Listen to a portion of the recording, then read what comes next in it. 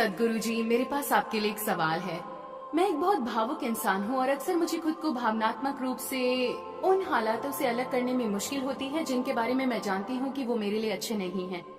मैं देख सकती हूँ कि चीजें मेरे मुताबिक नहीं हो रही, मगर अपने मन और भावनाओं को उससे हटा पाना बहुत मुश्किल होता है। आपके विचार से मैं ऐसे हालातों को कैसे संभाल सकती हूँ? मैं इस बारे में आपका नजरिया जानना चाहूंगी।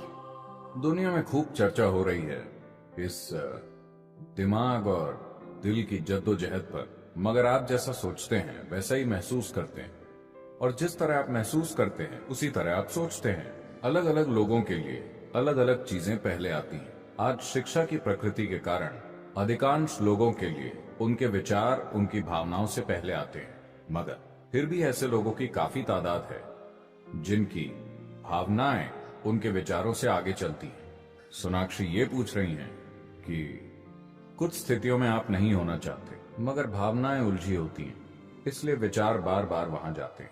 आप अनजाने में उस दिशा में चलते रहते हैं।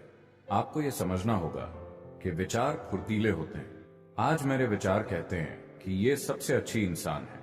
कल अगर वो कुछ ऐसा करती है जो मुझे नहीं पसंद, तो तुरंत मेरे विचार कहेंगे कि वो अच्छी नहीं है।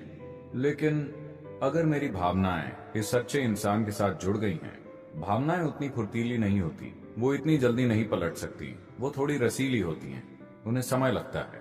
इस बीच आप परेशान होते हैं क्योंकि विचार कहते हैं कि ये ठीक नहीं है, मगर भावनाएं अभी भी उलझी होती हैं। मैं इसके बारे में क्या करूं? अपनी भावनाओं या विचारों को काबू में करने की कोशिश न करें, क्योंकि आपके दिमाग की प्रकृति ऐसी है कि मैं इस आदमी के बारे में नहीं सोचना चाहता, यानी मैं अपना बाकी जीवन उसी आदमी के बारे में सोचने वाला। जब मजबूरन विचार और भावनाएं मन में आते हैं, तो आपको सबसे पहले ये करना चाहिए कि आपको उन्हें बस उस तरह देखना चाहिए जैसे वो हैं। आप उनका विरोध मत कीजिए। आप जैसे ही विरोध करेंगे वो कई गुना बढ़ जाएंगे। इस मन में घटाव और भाग नहीं होता, बस जोड़ और गुणा होता है। तो आपको क्या करना चाहिए?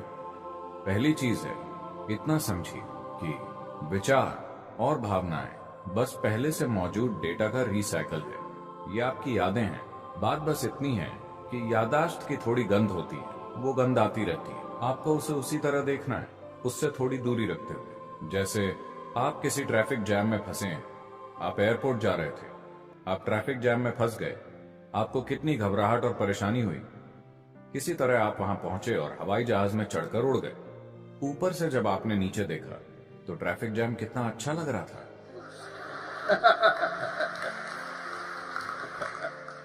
सिर्फ इसलिए क्योंकि थोड़ी दूरी है, वही ट्रैफिक जैम, मगर एक दूरी होने के कारण अचानक सारी परेशानी खत्म हो गई।